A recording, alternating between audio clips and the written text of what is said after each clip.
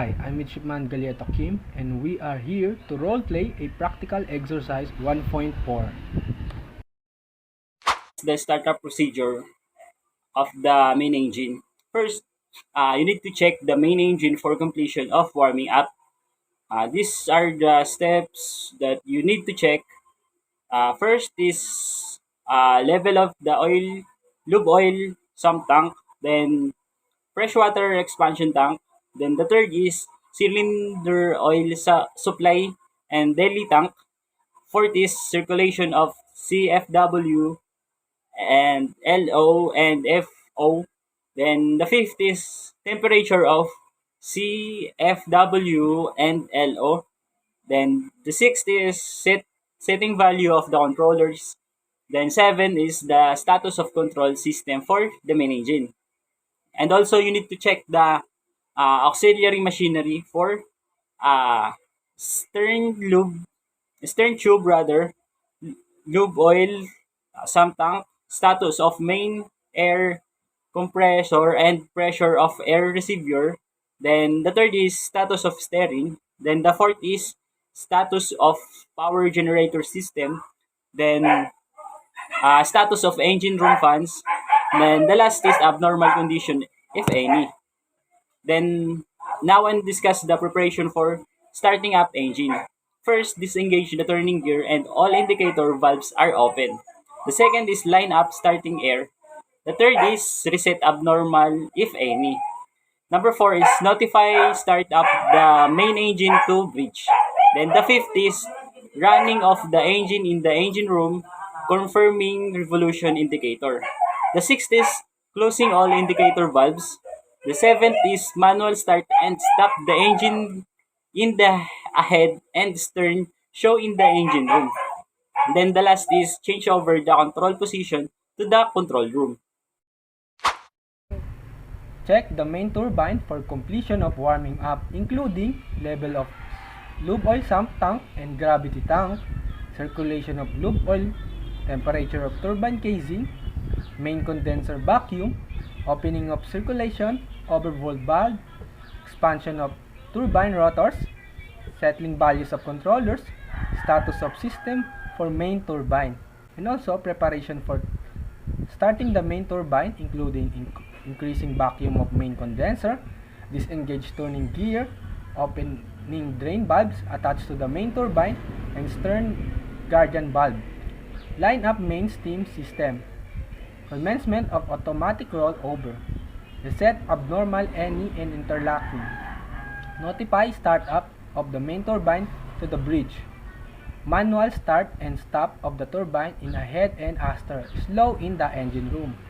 Change over the control position to the control room. Remote automatic start and stop of the main turbine in ahead and astern. Slow confirming. Rotation of propeller shaft. Opening of the maneuver valve. Steam pressure. No abnormal vibration. Maneuvering procedure. Maneuvering of the engine responding to the engine telegraph orders confirming. Number 1. Automatic start and stop of auxiliary boilers. Number 2. Remote automatic start and stop of the engine. Number 3. Timing of air cut.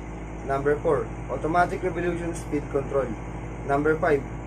Fuel notch. Number 6. Start failure. Number 7. Start impossible. Issues full way engine. Number 1. Settings maneuvering lever to the position of sea-going navigation full checking load up. Number 2. Establishment of navigation mode including activation of speed, run up, load up program. Next, change over of fuel to HFO from DO.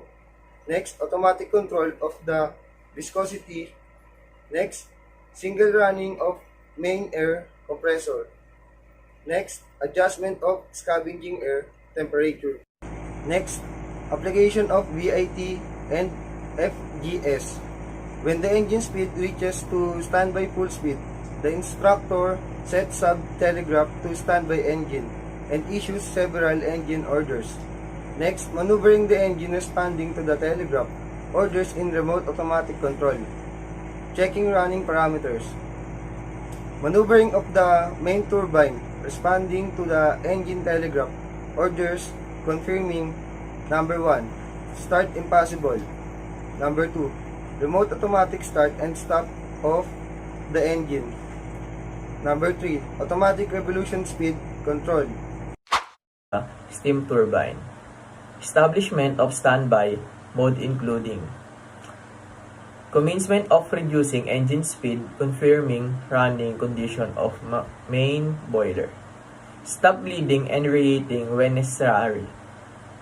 Open drain valves and astern guardian valve. And set number of nozzles to be used for standby engine. These are the procedures for shutting down the main turbine.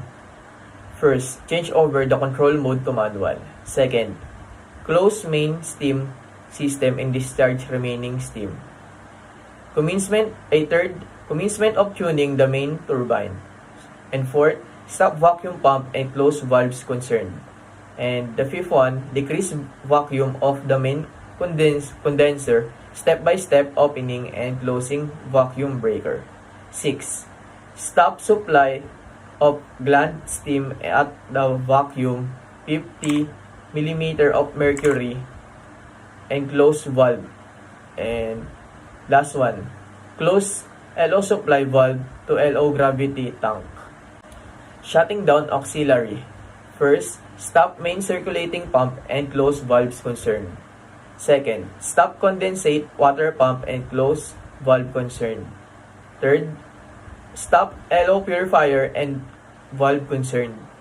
Fourth, stop turning of the main turbine. And the last one, stop LO pump, confirming temperature and close valves concerned. To finish with the engine procedure. The procedures for shutting down the engine including is first is to open all indicator valves.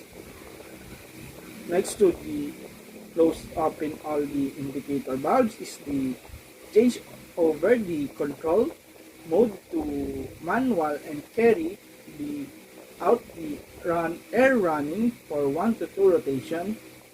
And next is to engine turning gear of commence turning off the engine, providing the engine with cylinder oil. And next to that is to shutting down auxiliary and also stop boiler, water circulation, pump and close valves. Next to that is to close all starting airline to the main engine and set the air compressors to single one. Next procedure is to stop the number 1 FO pump and close valves concerned, and also stop the turning of the main engine. Next to that is to stop the number 1 stern tube of lube oil pump and close valve. Next is to stop the turning of the main engine.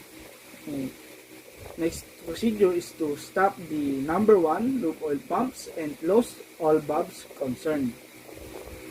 Next to that is to stop the HTFW pump, confirming the temperature and close valve is also concerned.